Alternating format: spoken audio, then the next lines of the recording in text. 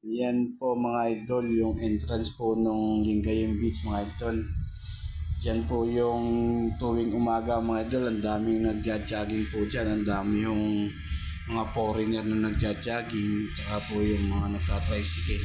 Marami pong mabibiling fresh na isda dito mga idol. Ganyan pong kalawak yan at mga idol, oh. Ganyan kalinis.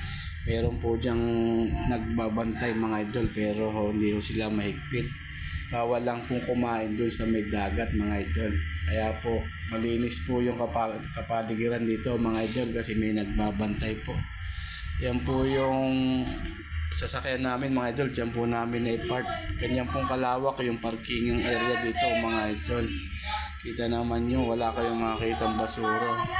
Disiplinado yung mga tao dito mga idol. Bawal lo magkalat. Ano po yan? Buhangin po yan mga idol. Tinutungtungan po yan mga idol.